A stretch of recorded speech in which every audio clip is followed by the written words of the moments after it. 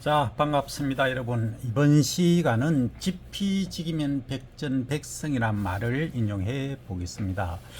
우리가 이제 청보리도 재배를 하고, 그 다음에 이탈리안 라이그라스, 알팔파, 헤어리베치, 뭐 여러 가지 이야기들을 하고 있습니다만, 실제 이 소에 있어서 구조를 모르면 이 사료를 생산해도 실제 어떤 사료가 효율적인지 정확히 알 수가 없습니다. 그래서 먼저 손은 이게 이제 머리죠. 머리고 이제 여기 식도를 거쳐서 위가 이렇게 큽니다.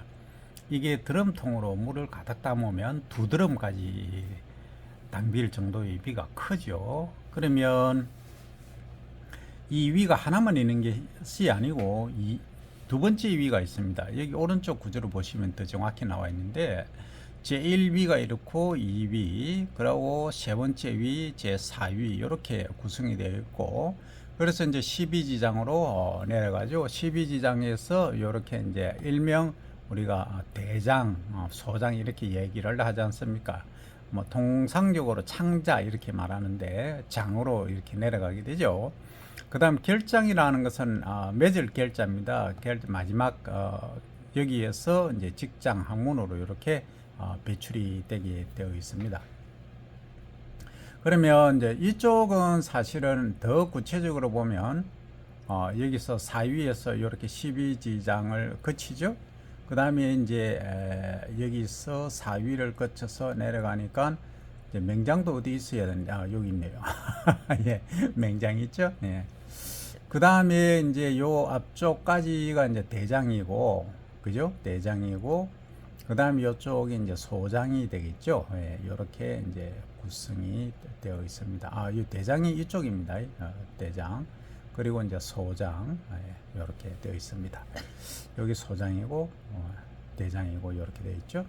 자, 그러면, 여기서는, 자, 여기에 우리가 음식, 그러니까 저 사료가 또는 곡물 사료가 이제 투입이 됐다라고 가정하면 여기서 바로 다이렉트로 이렇게 2위, 3, 4위로 내려가는 것이 아닙니다. 아니고 여기서 이제 섬유소가 많은 것들, 소위 고관류, 지피라고 하죠. 집, 보리집, 밀집, 총체보리 마찬가지입니다. 이런 것들은 여기에 얘가 완전히 어느 정도 소화될 때까지 넘기지 않습니다.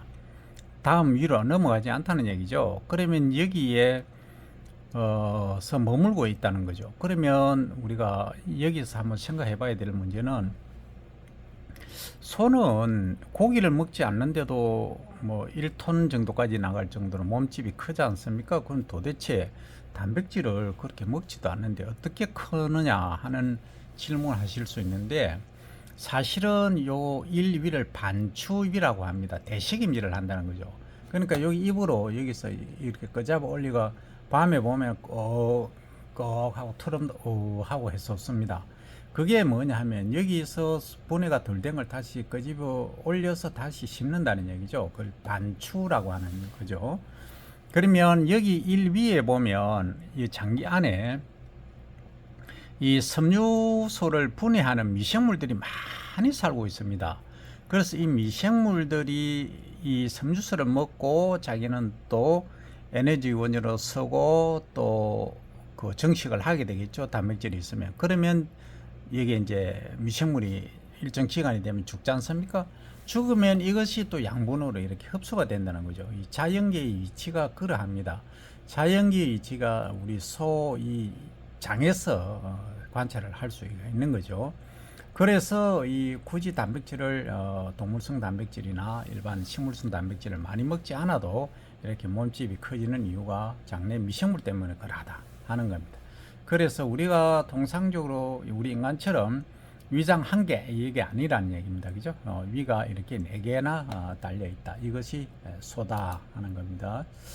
자, 그러면 이제 소의 장기 구조를 보셨는데, 그러면 그걸 보고 우리는 사료를 어떻게 배합하고 하는 것이 좋으냐, 어떤 방법을 하고 있느냐. 우선에 농촌진흥청에서 지금 이렇게 연구가 거의 다 되어 있습니다. 요 먼저 보시면 요 프로그램인데 한우 쪽이죠. 여기 표준 24형 표준이 2019년도에 나온 자료인데 여기에 이제 책자도 있고 그리고 인터넷상으로 다 자료들이 되어 있습니다. 그럼 먼저 우리 이제 농가에서는 이 배합기라는 게 있습니다. 이게 참 여기 드릴 말씀이 좀 많은데 이 배합기를 관리를 대충 하시는 분들이 많이 계세요. 무슨 얘기냐면 여기 깨끗하게 하지 않고 청소도 안 하고 하다 보면 병원균이 있는 게 많이 있어요. 그러다 보니까 이게 감염이 되고 나중에 문제가 되거든요. 그러면 배합기를 쓸 때는 지속적으로 쫙 써서 완전히 여기까지 파이널까지 가도록 해버려야 됩니다. 이게 가장 핵심인데 여기서 이제 배합기를 사용하실 때 온도도 좀 높이기도 하고 경우에 따른 미생물제도 넣고 그 다음에 여기 단백질도 추가를 하기도 하고 다양한 방법으로 하지 않습니까?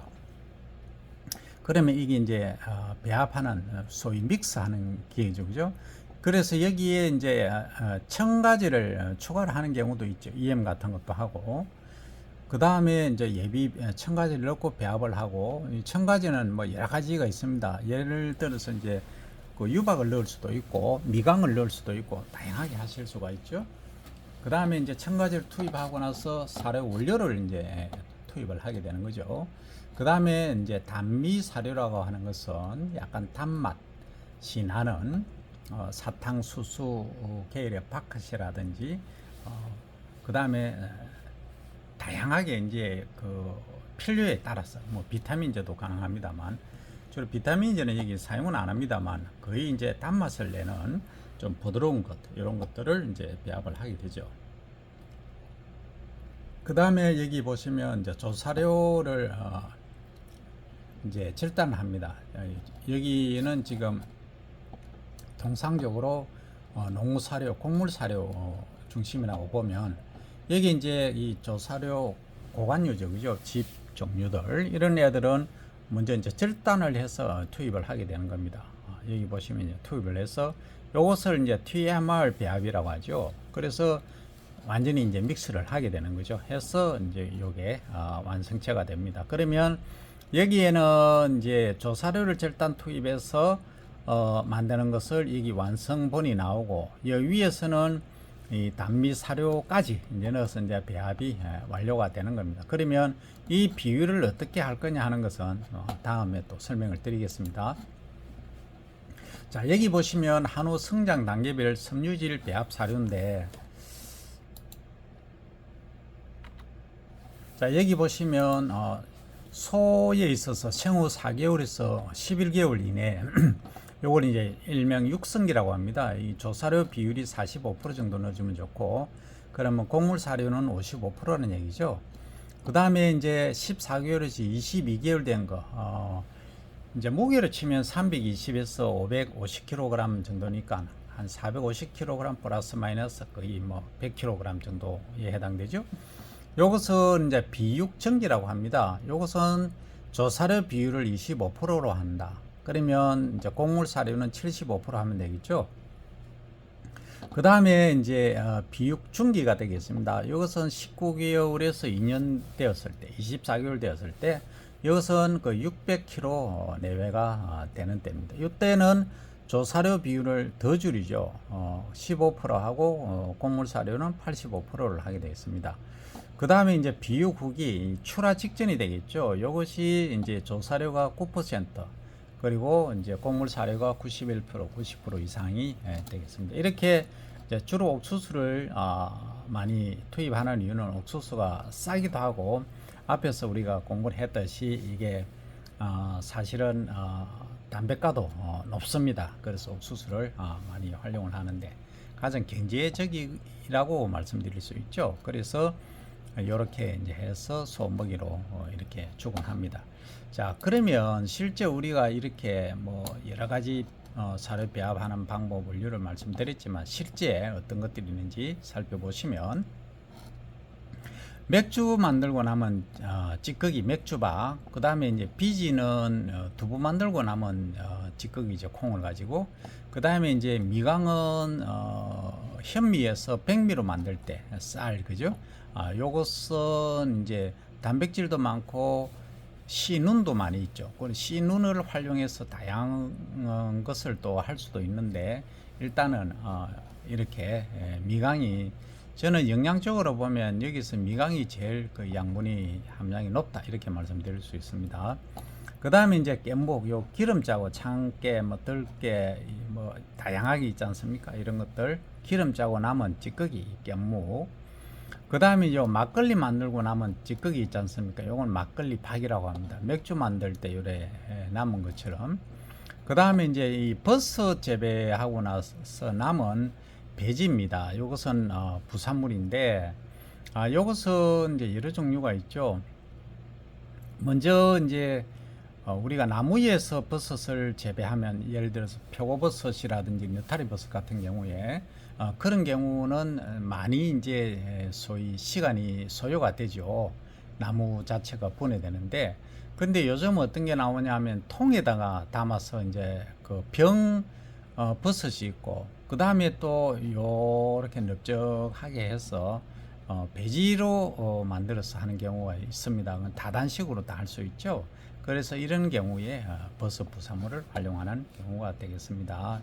이런 것들을 활용해서 우리 사료에 쓴다. 물론 지역에 따라서 예를 들어서 김제평야라든지 호남평야에 아주 넓은 들이 있으면 거기에 이 미강이 예를 들어서 RPC에서 도정하고 많이 남았다면 활용하시면 되고 그 다음에 내가 살고 있는 주변에 이 맥주 공장이 있다 하면 이런 걸 활용하실 수 있고 다른 것도 마찬가지죠.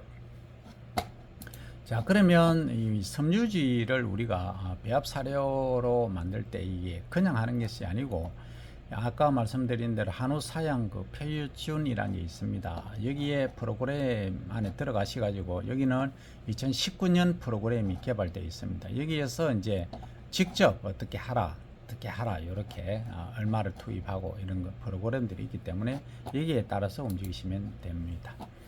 자 그러면 섬유질 사료를 만들 때 배합 사료 만들 때 이 정확한 개념이 뭐고 왜 필요하냐 그리고 장점은 뭐냐를 한번 보도록 합니다. 먼저 섬유질 배합 사료 TMR이라고 하는 것은 영어로는 Total Mixed Ration이라고 하는데 모든 사료를 한꺼번에 혼합해서 급여하는 먹이는 방식이다 이런 뜻입니다. 그 3-in-1 하듯이 3-in-1은 뭡니까? 세 개를 한 곳에 모아서 한 번에 하는 거 뭐 그런 의미가 되겠죠. 그 다음 조사료와 농사료를 영양소 요구량에 맞도록 적절한 비율로 배합한 완전 배합 사료라고 불리며 소화기성 질병을 감소화시킬 수 있도록 만든 것이다. 이렇게 이해를 하시면 되겠습니다. 뭐 질병까지도 관계합니다. 질병도 줄일 수 있는 아주 이게 배합 사료를 어떻게 만드는가에 따라서 질병이 많이 발생하기도 하고 적게 발생하기도 하고 정체가 많이 되기도 하고 적게 되기도 하는 아주 중요한 의미를 담고 있습니다. 자 그러면 이 섬유질 배합 사료가 왜 필요하냐? 핵심은 소의 그 소화율을 극대화시키는 데 있다. 그리고 소화기성 질병을 감소시키자 하는 두 가지 큰 목적이 있습니다. 그래서 반추가축은 반추위 제1, 제2위 내의 미생물의 작용에 의해서 식물 조직 중에 섬유 성분을 이용할 수 있도록 진화해 왔습니다. 그런데 현대 축산의 발전에 따라 곡물 등 쉽게 발효되는 농우사료, 이 농우사료라는 게 곡물 사료를 말합니다.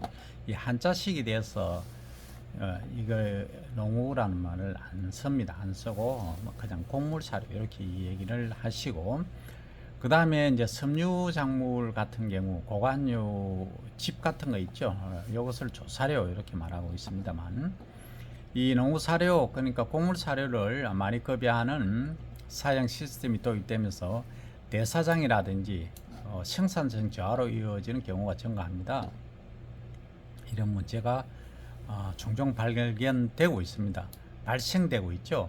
그 농우 사료의 과잉급여 그러니까 사료 내의 그 섬유소가 부족한 경우 제1위 내에서의 급격한 발효와 그것에 동반되는 젖산 농도의 상승이라든지 pH의 현저한 저하 pH는 아시죠?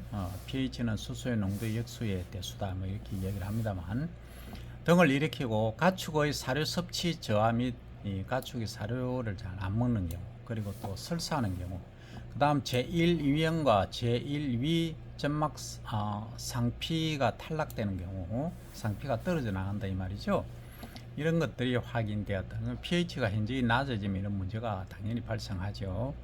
그리고 심각한 경우에는 체액성의 과산증이 유발되어 사망하는 경우도 있답니다. 이런 문제가 발생하고, 만성적으로는 사료 내의 섬유소 부족에 의해서 제1위 부정각 화증, 그 다음 간 농양 등의 장애가 발생을 할 수가 있는 것이 문제점으로 대두되고 있습니다. 자, 그러면 우리가 지금 섬유질 배합 비료를 배합 비료가 아니고 배합 사료를 공급을 했는데, 그러면 우리가 이제 빨리 키우기 위해서, 정체를 하기 위해서 그 비율을, 곡물 사료를 이제 많이 주면 어떻게 되는 게느냐, 섬유질을 줄이고. 그러다 보면 여기 한번 보십시오. 여기 보시면 뭔가 이 좀 문제가 있죠. 전부 위에 이거 염증이 생긴 겁니다. 이 위염이라고 하죠, 그죠? 그 다음에 한번 보십시오. 뭔가 뻥뻥뻥뻥 나 있죠. 여기 위염, 이건 간입니다, 그죠? 간에 이제 이 농양이 생긴 겁니다. 이렇게 되면은 심각한 문제가 발생을 하겠죠.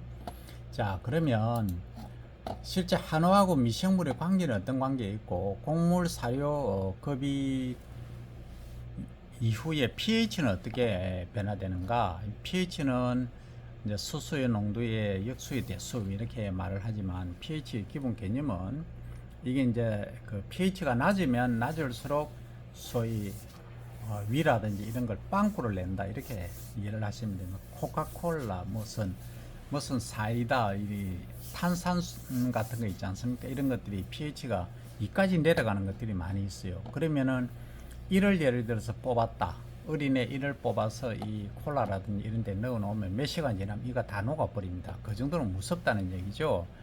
pH가 낮으면. 물론 알칼리도 문제가 있긴 합니다만, 어쨌든 이 pH가 적정 pH가 되지 않으면 문제가 된다 하는 겁니다. 자, 이 소가 풀을 먹고 있죠. 그래서 저희가 하는 얘기가, 나와 미생물은 공생관계야, 같이 산다 이 말이죠. 그래서 이제 소화 과정에서 미생물이 이렇게 정식을 한다 말씀드렸고, 그 다음에 이제 소화 흡수되는 부분이 있고 흡수 안 되는 부분은 이렇게 등으로 나가겠죠. 그래서 미생물 숫자가 많이 늘어서 체중이 많이 늘었겠어 라고 이렇게 체크하고 있죠, 그죠? 자, 그러면 이제 사료를 우리가 급여할 때 보면, 요것은 이제 사료 급여를 처음에 시작하는 거고, 그 다음에 또 사료 급여하고 이제 시간에 따라서 보면, 사료를 급여함에 따라서 pH가 어떻게 되겠습니까? 평균적으로 6.3을 유지하는데, 그죠? 급여하고 나니까 떨어지죠, 그죠? 떨어지다가 pH가, 그 다음에 이제 시간이 좀 지나니까 원상 회복했다가 다시 사료를 급여하니까 다시 떨어지죠. 거의 뭐 5까지 떨어집니다. 다시 올라가고, 이런 패턴을 보이고 있다는 거죠. 그러면 우리가 곡물 사료 빨리 이제 크라고 풀 사료보다는 곡물 사료를 많이 이제 먹이다 보면 이 pH가 이렇게 현격히 떨어지더라 하는 거죠. 1 이상 떨어지죠. 자, 그러면 여기 실제 이제 반추위 내에서 각 반응에 요구되는 적정 pH는 과연 뭐냐 보시면, 효소 반응을 하는 데는 섬유소 소화에는 적정 pH가 6.5 플러스 마이너스 0.3 정도, 그 다음에 휘발성 지방산을 생성하는 것은 6.5, 6.4 내외, 단백질 합성하는 6.8 내외, 단백질 분해도 6.7 정도가 되고, 그 다음 유리아 요소죠, 그죠? 요소 분해하는 것은 pH 8 내외, 그 다음 젖산 발효하는 것은 약 6 내외, 그 다음 아모니아를 생산하는 것은 6 이상, 그 다음에 아모니아 이용하는 것은 6 내외, 이렇게 되어 있더라 하는 겁니다. 자, 그러면 섬유질 사료를 곡물 사료만이 아니고 혼합해서 급여했을 때의 장점이 뭐냐 한번 봅니다. 이 반추위 제1, 2엽에 이 위에 이렇게 pH 변화를 보니까, 요게 이제 위에 게 섬유질 배합 사료고, 그 다음에 요 아래 붉은색이 조사료하고 농후사료를 분리 따로 이제 급여한 거죠. 그래서 이 사료 급여 후에 시간 경과에 따라서 이렇게 보니까 이게 이제 섬유질 배합 사료를 이렇게 한 것은 pH가 6.4 정도, 3 정도까지 낮아지다가 6.67로 이렇게 유지가 되더라는 건 항상성을 지니고 있죠. 근데 이 조사료, 농후사료 분리를 해서 이 농후사료, 소위 곡물 사료를 줘보니까 pH가 확 떨어져서 5.9까지 이렇게 드랍되죠. 그래서 다시 이제 항상성을 유지하는 올라가는 정도를 패턴을 그리고 있다 하는 거죠. 그 다음에 이제 요것도 반추위 내에 이제 pH인데 여기 청석이 배합 사료 급여 후에 조사료를 이제 급여한 겁니다. 그럼 이게 무슨 말이냐? 배합 사료는 뭐였습니까? 풀사료하고 곡물 사료 합친 거있죠. 이걸 하고 조사료, 풀사료를 다시 이제 급여한 거고, 붉은색은 조사료를 이제 소위 풀사료를 급여하고 배합 사료를 급여한 거죠. 그럼 여기 보시면 pH가 어느 게 더 낮게 나옵니까? 배합 사료를 먼저 먹이고 조사료를 급여한 건 문제가 되더라. 그래서 조사료를 먼저 먹이고 배합 사료를 급여하니까 pH가 6.2 정도에서 유지가 되더라는 거죠. 우리가 밥 먹으러 갔을 때 많은 분들이 밥이나 국을 먼저 드시는데 그게 아니고 주변에 이제 식물성 띠는 걸 먼저 드시게 되면 섭취를 하시면 이 소화도 잘 될 분들은 만복감을 또 가져오기도 하죠. 그래서 위 내에 급격한 pH 변화도 막을 수 있다. 여기서 우리가 얻을 수 있는 지혜가 되겠습니다. 그죠? 자, 그 다음에 섬유질 배합 사료 적용 효과를 한번 분석해 보니까 먼저 이제 버섯, 배지 부산물하고 비지, 미강, 깻목 이런 애들을 참고적으로 한번 보니까 이 추락 계열 령이 이제 적용 전하고 적용 후를 이제 한번 분석을 해봤습니다. 근데 육질도 나와 있고 그러니까 이제 이거 투뿔완이라고 하죠. 투뿔 플러스 소위 뿔따구 2개 이렇게 말하고 이건 완뿔 이렇게 얘기하는데 뭐 A 등급은 조금 이제 낮은 그걸로 취급이 되죠. 그 다음에 도체중입니다. 무게가 되겠죠. 그러니까 도살한 이후에 고기 나오는 고기의 무게가 되겠습니다. 킬로그램 단위로 하는 거죠. 자, 그렇게 이제 해보니까 실제 이제 적용 전하고 적용 후하고 보니까 배합 사료를 섬유질 배합 사료를 적용을 한 이후에 보니까 이 출하하는 기간이 한 달 반 정도 31.5에서 30이니까 요 정도 이제 당겨졌죠. 단축이 됐고 그리고 육질의 투뿔완이 이제 3.8이었는데 41.8이니까 38%가 이렇게 증가가 된 거죠. 그 다음에 완뿔 이상 되는 거는 53.8에서 83.8로 이렇게 30% 가까이 증가했고, 그 다음에 A 등급 이상은 26.9에서 27.9니까 이거는 사실 A 등급은 좀 국 끓일 때 먹는다든지 정도로 생각을 하시면 되겠죠. 그 다음에 또 체중도 보면 여기 410kg 있던 것이 적용하고 나니까 427이니까 17kg 정도 정량이 되었습니다. 그죠? 그래서 이제 효과를 보니까 생육 소위 출하하는데 기간이 1.5개월 단축되고 그리고 육질은 11배 투뿔이 그리고 완뿔이 1.6배 증가하고 그 다음에 그 A 등급은 뭐 조금 증가했습니다. 그죠? 예.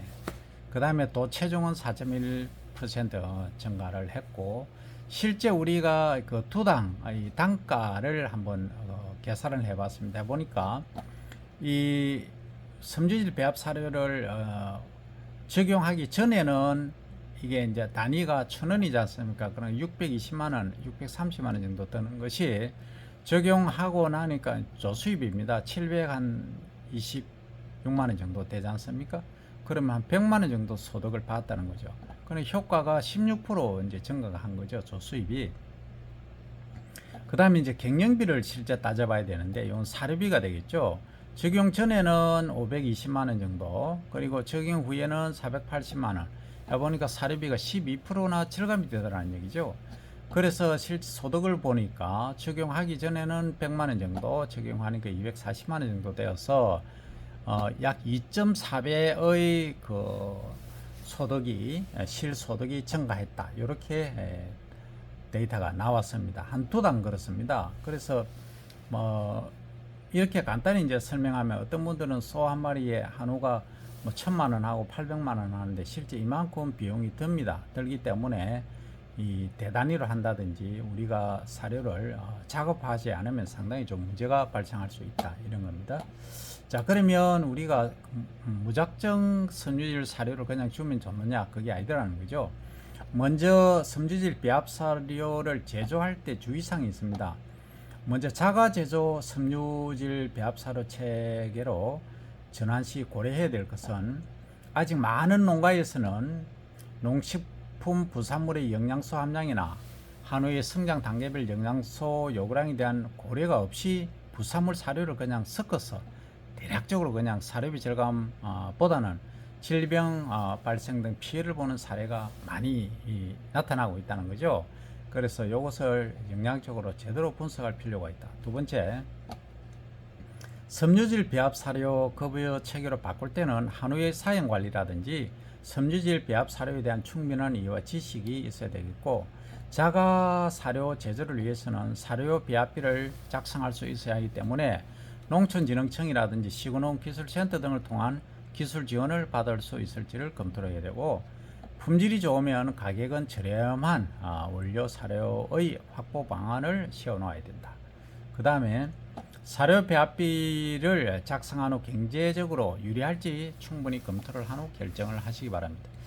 그 다음에 두 번째, 이제 한우 섬유질 배합 사료 제조할 때 기본 사항입니다. 이거는 반드시 아셔야 되는 게, 소위 한우 거새우, 그 어릴 때 이제 소위 그 불가기 한다 그러죠. 거새를 하는 거. 거새우 사료를 만들 때는 육성기, 그리고 비육전기, 비육후기 등 성장 단계를 최소한 3단계로 나눠서 사료를 배합해야 됩니다. 그러니까 어릴 때하고 약간 컸을 때, 그리고 조금 더 컸을 때에 이게 사료 요구도가 달랐지 않습니까? 앞에서 우리가 살펴본 걸로 보면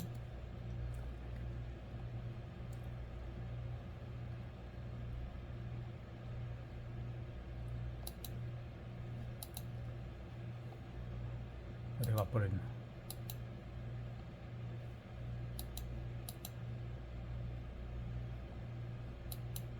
잠깐만, 이로 가겠습니다.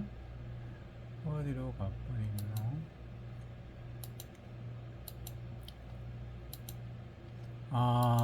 지금 여기 있네요. 요거 보시면 생후 4개월에서 12개월 때 이 조사료 비율이 45%고 14개월에서 22개월일 때 조사료 비율이 25%입니다. 그리고 비육 중기는 15%고 그리고 후기는 9%입니다. 요거란 얘기죠. 그래서 지금까지 연구된 이 결과가 요렇게 조사료를 만드실 때, 배합 사료 만드실 때 요 점을 지켜 주시라는 거죠. 요거를 지켜야 아주 경제적이고 우리가 효율을 기할 수 있다 하는 것입니다. 그래서 최소 3단계로 나누어서 이제 사료를 배합을 해야 되고, 내 막사에는 지금 뭐 어린 소만 있다 할 경우에는 아까 처음에 육성기로 이제 보시면 되고, 그 다음 12개월에서 한 18개월, 20개월 사이 정도다 하면 비육전기, 그 다음 그 이후는 후기, 이렇게 하지 않습니까? 여기에 맞춰서 이제 섬유소 함량 그리고 곡물 사료 함량을 비율을 최대 이제 9% 대 91% 이렇게 조절을 하는 것까지 진행이 됩니다. 그 다음 광물질과 비타민, 소금 등 기타 첨가제를 적절히 활용해야 되고, 특히 비타민 결핍으로 맹목증이 생길 수 있어 비타민제를 반드시 적정 비율로 첨가를 합니다. 이거는 우리가 돼지 같은 경우에 황토를 주면 아주 좋아하거든요. 막 파먹습니다. 그 이유가 뭐냐면 황토를 그냥 먹죠. 거기에는 이제 우리가 영양소 중에 여러 가지가 있지만 그 철분이 주로 많이 부족한데 황토에 철분이 또 많은 그런 경우가 있습니다. 그죠? 자, 그 다음 섬유질 배합 사료의 최적 발효 조건과 혼합을 위해서는 수분 함량이 30% 이상은 되도록 유지를 해야 되고, 육성기에는 35% 이상의 조사료를 혼합하고 아까 설명드린 대로 비육 후기에도 최소 볏짚 위주로 10% 이상의 조사료는 섞어야 된다 하는 게 결론이 되겠습니다. 자, 이번 시간까지는 여기까지 보려고 했는데 실제 이제 국립축산과학원 농촌진흥청이죠. 여기에 실제 한우사양 표준 2019 프로그램이 있습니다. 그래서 TMR 배합비 프로그램을 여기 보시면 연구 활동에서 이렇게 내용들을 보시고 축산기술 정보가 있지 않습니까? 이 프로그램을 다운받아서 운영을 하시는데 여기 하시면 가격이라든지 그 영양소 그리고 수분의 맞춤 조정이 나옵니다. 그래서 원료 사료 기본값은 국내 평균 가격 그리고 영양소 함량, 우리 농장이 이용하는 원료 사료의 가격이라든지 영양소에 맞게 조절한다는 거죠. 여기 보시면 농어 사료인 대두박, 소위 콩깨묵에서 시작해서 배합 사료, 육성기, 옥수수 브레이크, 맥주박, 버섯재배, 부산물 너타리, 쌀겨, 생미강이라고 하죠. 볏짚, 헬리지, 알팔파 프리미엄, 건물 CP20에서 22%, 이탈리안 라이그라스 헬리지 출수기 때 비타민 첨가지 A 200만 IU 기준이고 석회석 소금, 그다음 보충 사료로 중주로 이렇게 하는데 단가가 이렇게 다 나와 있습니다. 그럼 물론 이것은 요즘은 좀 많이 올랐습니다. 지금 뭐 여러 가지 문제가 많이 있죠, 그죠? 예, 국제 시장에서 상당히 좀 그렇습니다. 어쨌든 모든 물가가 지금 오르고 있는 상황에서 이렇게 지금 자료를 최근 자료는 또 구하실 수가 있죠. 안에 홈페이지 접속하시면 바로 나옵니다. 이 건물량 퍼센테이지가 이렇게 나와 있죠, 그죠? 예, 그 다음에 수분 함량이 이렇게 나와 있습니다. 그럼 이탈리안 라이거라서 하나 예를 들면 이 출수기 때 수분이 20%죠, 그죠? 이 TDN을 한번 보시면 가장 높은 게 뭡니까? 이 81%인 그 옥수수 브레이크입니다. 그래서 옥수수 같은 경우에는 유리하게 가격도 싸고 해서 많이 쓰이고, 그 다음에 79% 되어 있는 것이 이제 쌀기입니다. 미강이죠. 이게 이제 TDN이 높죠.